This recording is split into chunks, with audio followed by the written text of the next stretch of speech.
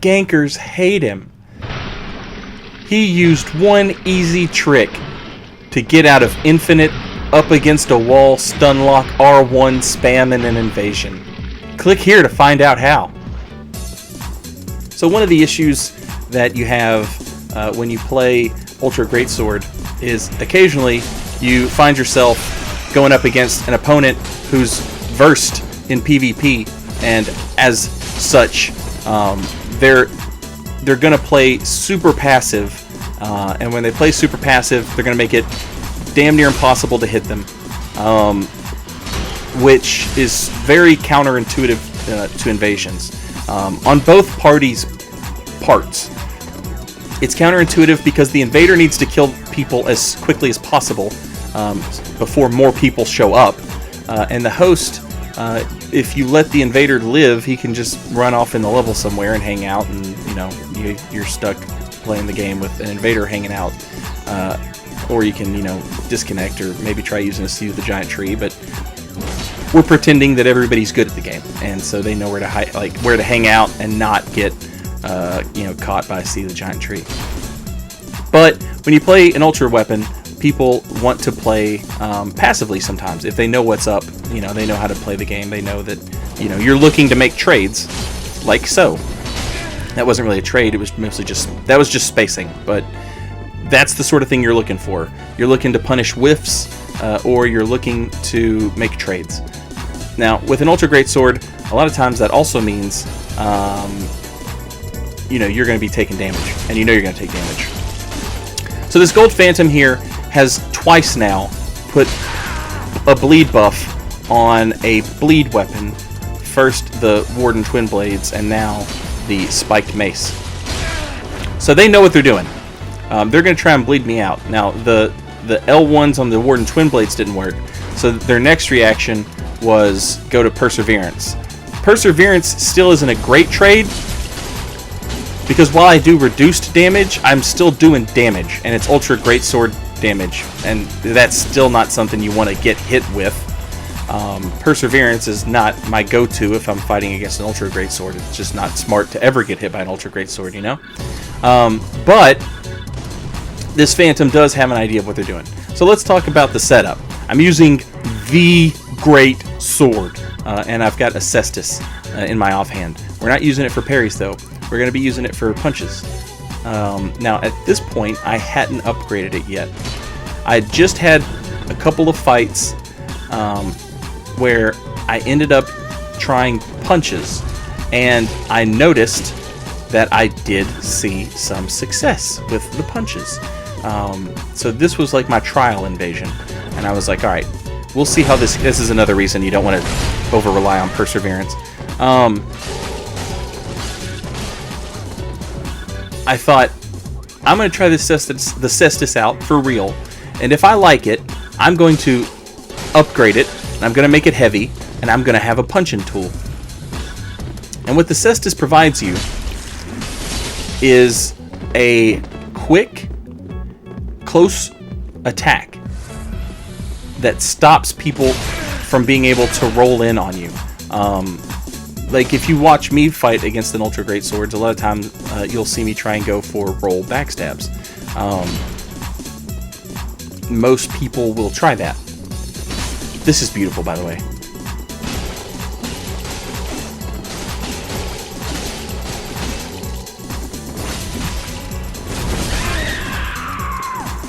That felt so good.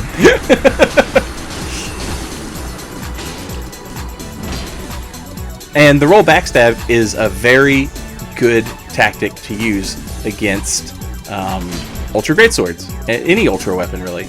Because the attacks are so, they have such a huge telegraph on them. You basically have to walk up to somebody and ring their doorbell and say, hey, I'm going to hit you with this Ultra Greatsword. That's how slow Ultra weapons are in this game. So people who have even the slightest bit of understanding of latency and spacing, they're going to be able to roll backstab you if you're using an Ultra weapon. Now the host here decides he's going to, and wisely, he's playing very passively. I'm trying to switch up my attacks here, throwing out some R2s, some R1s. go to the cestus. One-handed R1s. And people say that can be parried. Yes, it can. It's still not a bad move, though. And he makes the trade with us there after the firebomb. But when you start playing an Ultra Greatsword against a good opponent, I find it's actually pretty handy to go one-handed because people just underestimate that moveset, and it still maintains your poise. You still have hyper armor. It completely changes up the timing on the attack. I love the Greatsword, by the way. I've been using it to do R1 and then R2 as a roll catch, and I love it. You can do R1, R1, R2 as a roll catch. It just requires more stamina. And at low level, I don't have the stamina to pull that off all the time. But the R1 and then R2 charged slightly for a roll catch is just... oh, it's so good.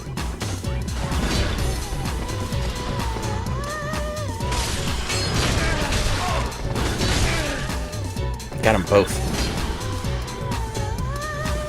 So, yeah, especially these horizontal, these vertical movesets where the Greatsword goes up and down and up and down. Look at that damage. 506 damage? Damn. The sword goes up and down and up and down, and that's all it does. So when you switch and you go one-handed and it starts going side to side, you're throwing something a little different at your opponent. So if you're like me and you want to play like that hyper-aggressive, but you still want to hit people, the best way I've found is to just mix your attacks up a lot. This is the other thing. The hit stun on the R1 is so long that if you start charging that R2 and they think, oh, well, I'll just hit him, your hyper armor's already started if you'll just let go of the button.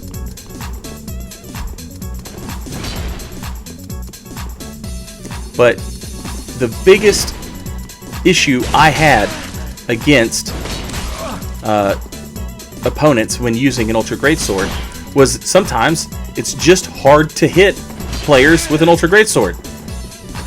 So the best way I could find to hit people is to just mix up your attacks. Right there, I'm able to one-handed swing an Ultra Greatsword through a Greatsword. That's how much poise we've got. And you can see when I'm starting my attacks versus when they're starting their attacks. It's not requiring any sort of like, you know, pinpoint precision detailed fighting or anything like that. And then using the cestus to just deliver a real quick attack. And if it hits them, a lot of times their first instinct is to roll, and you can get them with an R1 roll catch with an Ultra Greatsword. And a lot of times their other reaction is to try and swing on you. And then you've got hyper armor from the Ultra Greatsword, because, you know, you're L1, R1. It's like I'm really playing ping pong.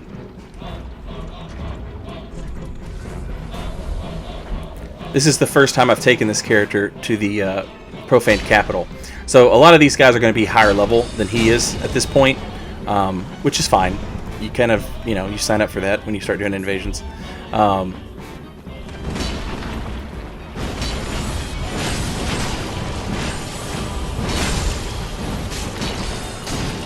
But I was a little out of my element here. I didn't have my blooming moss clumps equipped or anything like that. A lot of the stuff that I typically talk about in videos where I'm like, be prepared, go into invasions prepared, be prepared to, you know, I didn't do that.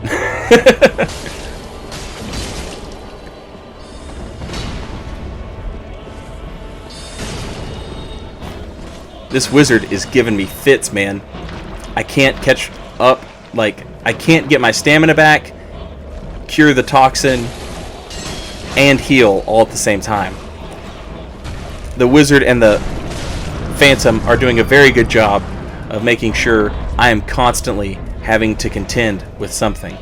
But we get in here, we get rid of the toxic, we get it equipped to our hotbar, we heal, we've got our stamina back, and now we're ready to go. Now we're good to go.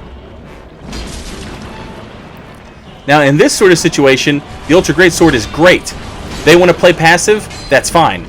you can play passive out in the toxic swamp, and you can lose your health. We've got a blue show up.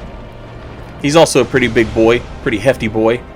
I don't know what armor he's wearing, but it turns out it's just not enough, is the answer to that question.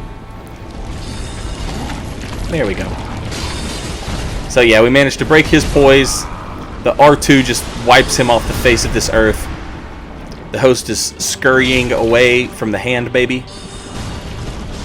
So, let's work on some stuff to hit this guy. We see he's trying to circle backstab us. Immediately went to the rope firebombs. Perfect. He's going for that circle backstab. We drop the rope firebomb. He gets hit.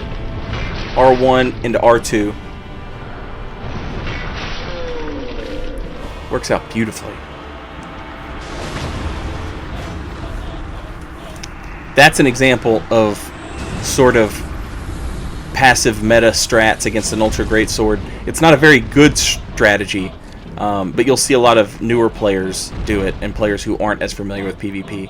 You'll see a lot of them going for that sort of circle strafe, Dark Souls 1 PvE backstab. They're treating you like you're a freaking undead hollow on the in the Undead Burg. So from here, the host is, you know, he's a host. He's on his own. Not much he can do except die. We're gonna give him the business. We're gonna give him the business. He's been slinging spells at us for the past, 5 minutes. So we're gonna sling some firebombs at him.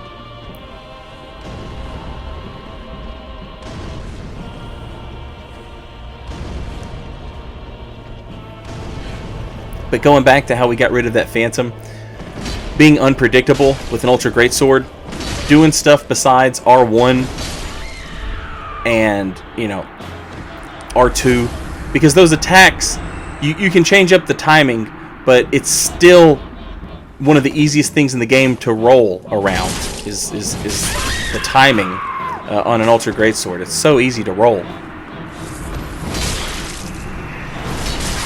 That roll catch is beautiful. It's not a true combo, mind you.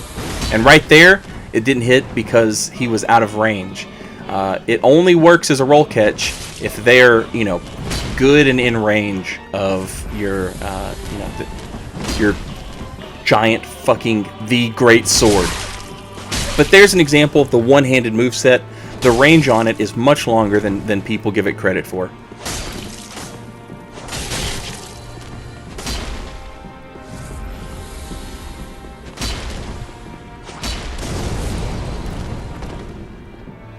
Host here throwing some grenades at us, playing really passive. So we'll chug in their face just to kind of bait out more aggression and sort of show them, like, I'm not going to drink all Million Estus against, a player at this area who's not, like, absolutely twinked out or anything. But we will show them that, if you play too passive, I can just heal on you.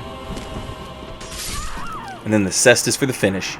Rather than taking hosts hostage and waiting for, them to summon the same 4 or 5 people over and over again and summon, 500 blue spirits, the cestus is an excellent chase down weapon. The running L2, the running L1 on the cestus is a very good chase down move. Perseverance basically ensures that you can make trades and you can get people in like those nasty fucking 1-2 combos.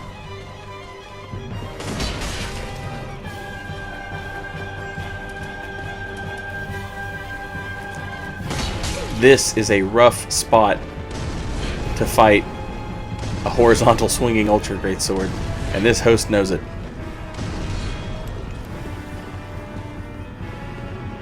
Now, this invasion, it went on for a while.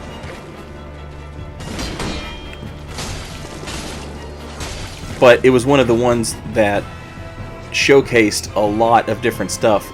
Alright, so we've got the cestus, and we're going to try and show these guys some attacks that aren't just the Ultra Greatsword.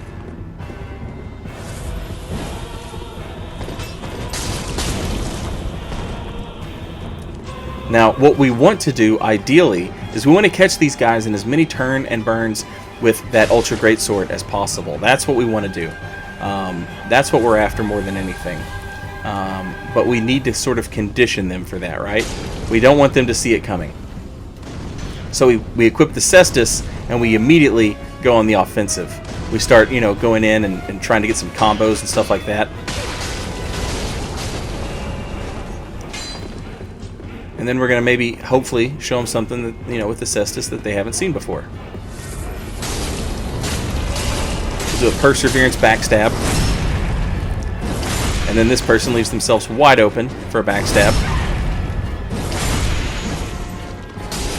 And I almost got a third one there.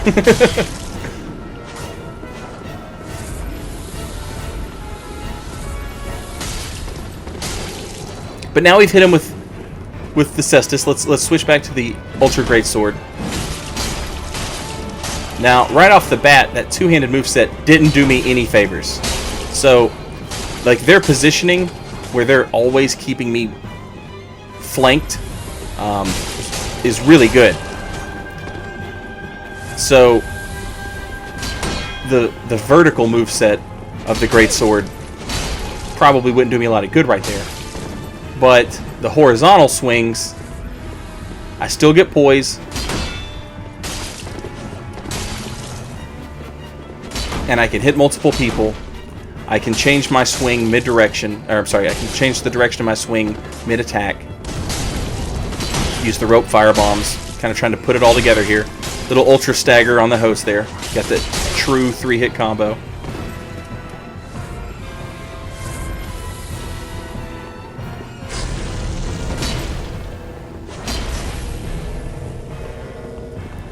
Keep in mind, I've said this before, but people will say, oh, one-handed Ultra Greatsword can be parried. And that's true. But it can't be parried if they don't have something in their hand to parry it. So, like, I know that a two-handed straight sword, or, the Dragon Great Shield, Eagle Great Shield, whatever the hell it's called, I know that's not going to parry me. So I have nothing to worry about there. Now, if one of them switched to the cestus or, parry shield, then maybe might take it more seriously. We're going to run over here. We're going to put on the Sun Princess ring just to heal up a little bit, see if they'll come chase after us. Eventually, they do invoke the ire, the wrath of the red-eyed Silver Knight. That's when we get a beat on the Phantom here and we realize he's out of Estus. So there's one back for us.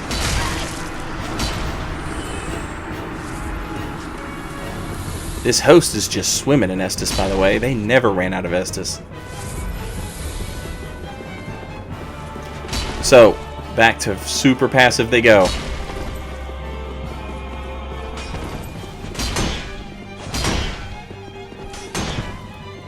We managed to break the Black Knight's stability. Because, one, they kept it up too much. That was the big issue. And they were rolling. And then two, we get him with a few cestus hits and an Ultra Greatsword hit. And now all of a sudden, this is a much different game. Because they have to heal. Once you hit them with it, it changes how everything works. Now once they get, like, alright, she just healed. And, now she can go back to playing passive. She has nothing else to do. It's on me again to try and hit her. To open her back up. You've got to break down those defenses, and you break down those defenses by just getting in some hits. And then when they start saying, oh snap, I need to heal, that's when it becomes a real issue.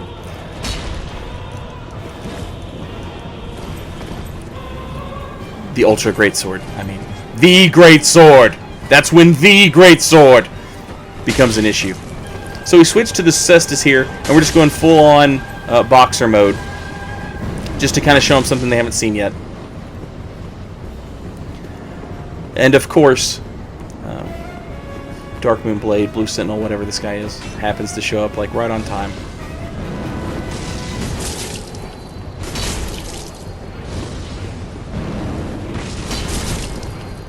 The verticality is just not enough to smush him for good. unfortunately.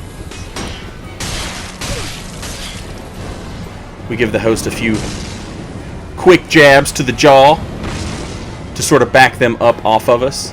Because you gotta remember, some weapons can swing faster than an Ultra Greatsword's hyper armor can start. And if that's the case, that cestus will get you out of any kind of tight situation where their weapon just starts up faster than yours.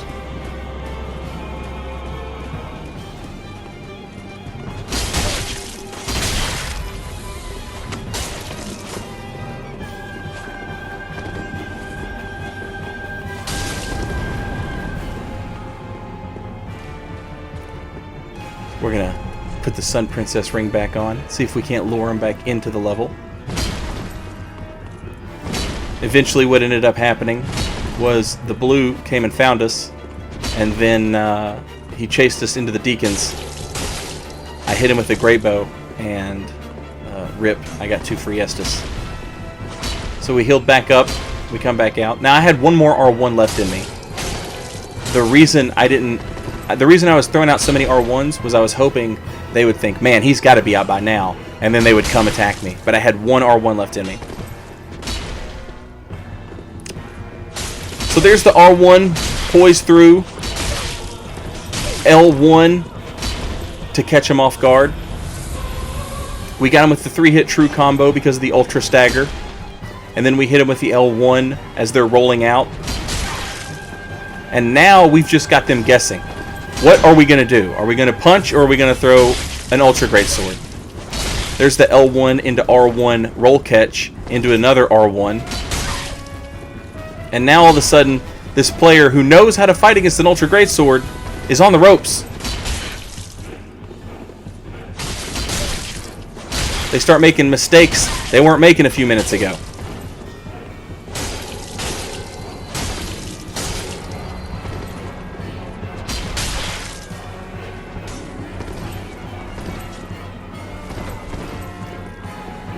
And we need to finish them off. So what we're going to do is we're going to throw out a running L1, but we're going to hit it with the Charcoal Pine Bundle to force a roll. And then we'll catch the roll. That'll do for today. I hope this kind of helped you guys figure out things you can do with the Ultra Greatsword to kind of mix it up. I'll see you guys next time. Later, y'all.